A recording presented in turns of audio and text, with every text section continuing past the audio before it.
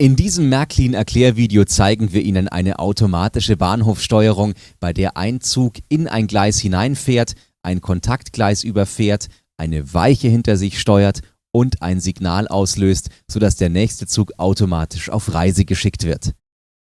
Von der Planung funktioniert das folgendermaßen. Ein Zug kommt von hier, fährt über die Weiche auf ein Kontaktgleis, schaltet ein Signal und löst auch gleichzeitig die Weiche hinter sich aus, die jetzt in die andere Richtung geschaltet wird. Der nächste Zug kommt dann auf die linke Seite, schaltet hier wieder ein Kontaktgleis mit dem Signal und stellt die Weiche wieder zurück in die andere Richtung.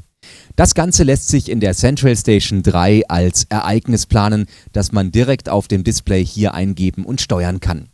Was Sie dazu brauchen, sind 2 Signale, eine Weiche und ein paar Rückmeldegleise, die wir an diesen S88 Link-Decoder anschließen.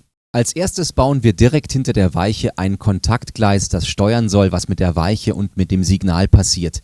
In diesem Fall werden die Kontaktbrücken auf beiden Seiten mit einem Seitenschneider herausgetrennt, sodass wir uns selbst ein Kontaktgleis basteln. Hier sind jetzt beide Kontakte getrennt.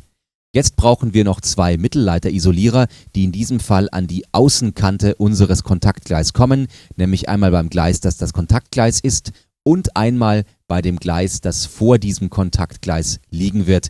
Jetzt können wir die beiden Gleise miteinander verbinden und müssen dann an dem oberen rechten Gleis noch ein Kabel anschließen, das mit dem S88-Decoder verbunden wird. Dieses Kabel habe ich schon mal vorbereitet, hier in Blau. Das wird jetzt angeschlossen an das Gleis und wird mit dem Decoder S88 verbunden und ist unser erstes Kontaktgleis. Das gleiche Spiel wiederholen wir jetzt auf dem Gleis daneben, das auf der anderen Seite der Weiche ankommen soll, und wiederholen das hinten am Ende unseres Bahnhofsstrangs, sodass wir auch hier einstellen können, dass ein Signal automatisch auf Rot geschaltet wird, wenn der Zug dieses passiert hat. Und jetzt brauchen wir noch ein Signal, das wir genauso anschließen, wie Sie das bereits in dem Erklärvideo für MFX-Signale möglicherweise gesehen haben. Hier liegt das erste Signal und das zweite wird natürlich genauso daneben aufgebaut. So sieht dann unser Bahnhofsabschnitt aus. Wir haben einmal ganz oben auf der linken Seite mit dem blauen Kabel ein Kontaktgleis, das das Signal automatisch auf Rot schalten wird, sobald ein Zug dieses Gleis passiert hat. Und wir haben hier die beiden roten Kabel verbunden mit dem Signaldecoder, so wie Sie das in dem Erklärvideo für MFX-Signale möglicherweise schon gesehen haben. Diesen Bahnhofsabschnitt bauen wir jetzt genau 2-mal, nämlich einmal hier für das Gleis auf der rechten Seite und ein zweites Mal noch für das zweite Gleis auf der linken Seite, sodass wir in beiden Seiten exakt dieselbe Steuerung haben. So, jetzt sind wir bereit für die Ereignissteuerung in der Central Station 3 und können dort festlegen, was passieren soll, wenn der Zug eines dieser Kontaktgleise überfährt.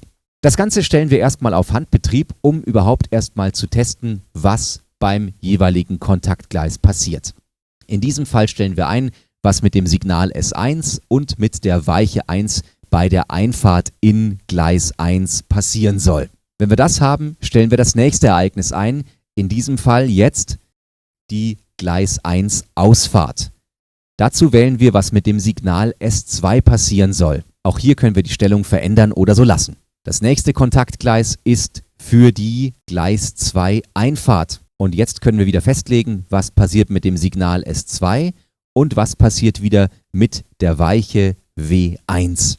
So, letztes Ereignis, das vierte, Gleis 2 Ausfahrt. Da haben wir jetzt wieder unser Signal S1 und können festlegen, was passieren soll, wenn der Zug aus dem zweiten Gleis herausfährt. Jetzt können wir die Ereignisse testen, indem wir einfach auf Play drücken und schauen, passiert genau das, was wir erwartet haben. Wenn alles genau so aussieht, wie wir uns das vorstellen, können wir als nächstes die Ereignisse wieder bearbeiten und können jetzt statt dem Handbetrieb die Automatik einschalten. Dazu ziehen wir einfach die Kontaktgleise aus dem Gleisbild in das Symbol für den Handbetrieb und können jetzt zum Beispiel festlegen, was bei K1 passieren wird. Das wiederholen wir jetzt einfach für alle Ereignisse.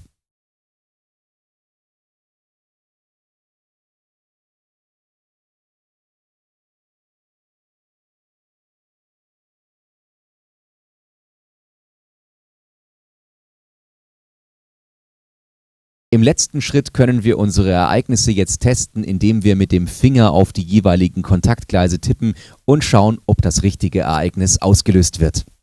Wenn das der Fall ist, dann wird es Zeit für die echten Lokomotiven auf unserer Anlage.